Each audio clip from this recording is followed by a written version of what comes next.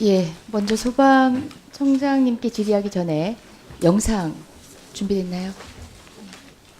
한번 보시겠습니다.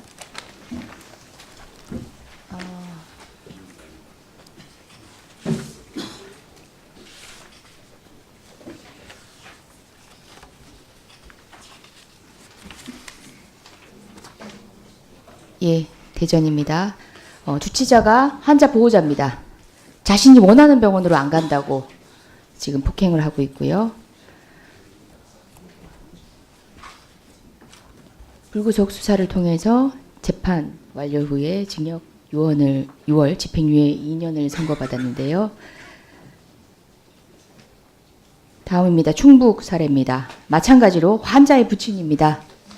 구급차가 서행한다는 이유로 구급대원을 폭행을 하기 시작합니다. 전치 3주의 폭행 피해를 입었고요. 물론 합의도 이루어지지 않은 상태에서 처분 결과는 징역 10월이지만 집행유예 2년이 됩니다. 마지막 제주 상황입니다. 환자에 의한 폭행입니다. 의식 없는 주치자 환자가 구급대원을 폭행합니다. 구급대원 여성이었는데요. 주먹으로 인중, 어금니가 손상되고요. 머리를 가격당하기도 했습니다. 유사한 사례에서는 사망의 결과를 낳기도 했었습니다. 현재 재판 중에 있습니다.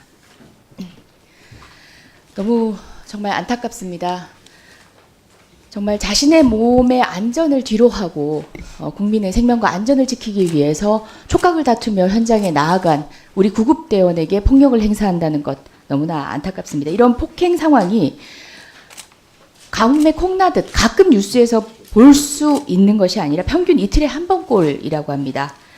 하루에 4번 이상 술 취한 사람들이 콜택시 부르듯 우리 119의 신고를 통해서 구급차를 불러서 결국은 이송 거절을 하는 경우도 있습니다. 개인 간의 폭행을 넘어서 타인의 생명을 구할 소중한 기회를 시간 낭비하는 것이기도 하고요. 대원에게는 심각한 후유증을 낳기도 하는 것입니다. 현재 관련된 법률에 의해서 이러한 폭행에 대해서는 5년 이하 징역, 5천만 원 이하 벌금에 처해지도록 하고 있지만 실제는 과반 가까이가 벌금형에 그치는 경우가 많습니다. 웨어러블 캠 등을 통해서 폭행 장면을 찍어내긴 하지만 현실적으로 이 폭행에 대해서 최소한 대항할 수 있는 장치 등이 필요하지 않을까 생각하는데 소방청장님 의견 어떠십니까? 네, 맞습니다. 저희들 거기에 맞춰서 법률도 좀 개정하려고 제출해 있는 상태입니다. 예, 저 역시 법안을 제출한 바 있는데요. 최소한의 호신기구를 사용할 수 있도록 하는 법안을 제출했습니다. 상임위 계류 중인데 여러 위원님들의 관심을 부탁드립니다.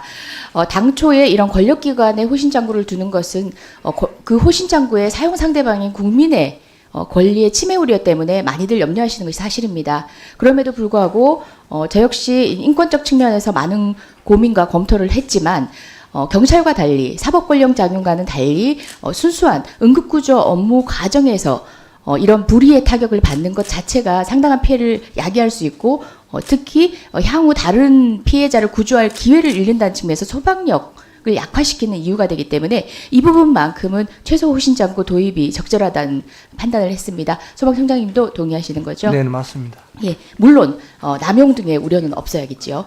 네. 예, 맞습니다. 다음입니다. 얼마 전 제가 전체 회의에서 소방관들의 급식 사진을 여러분께 보여드린 적이 있습니다. 그 이후 본 의원실과 대한영양사회, 소방청이 함께 노력한 결과 지난 10월 2일 대한영양사회와 소방청은 공무원 급식 환경 개선을 위해서 MOU 체결하셨죠? 네, 맞습니다. 예, 그 균형 잡힌 식사 제공 너무나 당연한 일인데 전국 소방관서에 영양서가 얼마나 배치된지 소방청장님 아십니까? 예, 제가 생각 저희들 지금 50인 이상 150의 관서 중에서 약 44명이 지금 배치되는 걸로 알고 있습니다.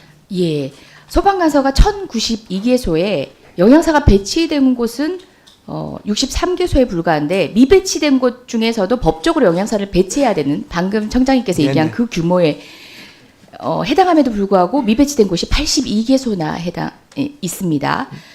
급식 환경 자체가 열악하다는 상황도 있지만 최소한 법적으로 영양사를 보완을 해서 배치를 했어야 될 급식소에는 영양사가 있었어야 하는 게 아닌가 싶은데요.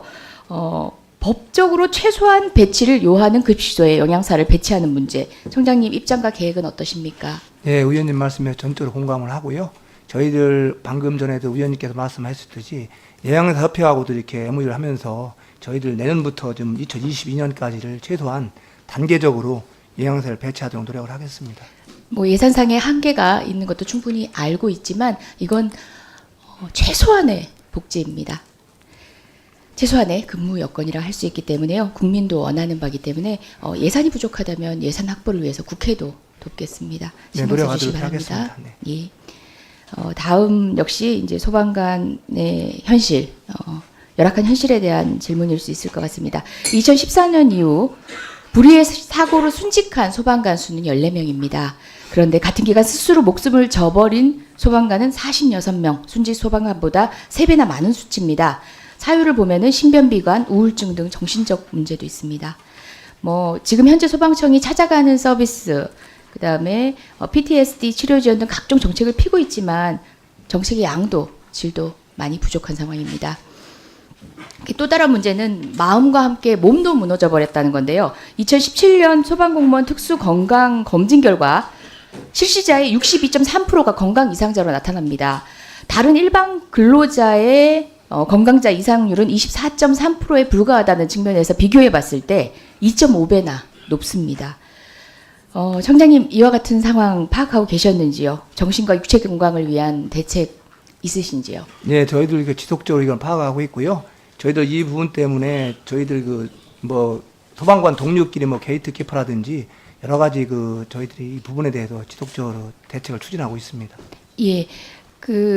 상호 간의 이제 정신적인 문제, 그다음 자살자를 예방하기 위한 여러 가지 문제뿐만 아니라 신체적 건강 이상의 상황이 통상의 근로 조건에서 근무하는 근로자들에 비해서 너무 높다는 거죠. 2.5배. 네네. 소방관의 직업적 특수성에 기인한 일이기도 하지만 사고 현장에서 비롯된 상해라든지 기타의 어떤 결과와는 무관하게 일상적인 건강 이상이 이 정도 수치를 보인다는 것 자체는 조금 전문적으로 현황에 대한 인식을 하시고 분석을 하셔가지고 대처가 필요해 보이는데요. 그에 대한 대책을 집중적으로 질문한 겁니다. 그래 저희들 보건안전관리 시스템이라고 해서 저희들 입직부터 퇴직까지 하고 있고요.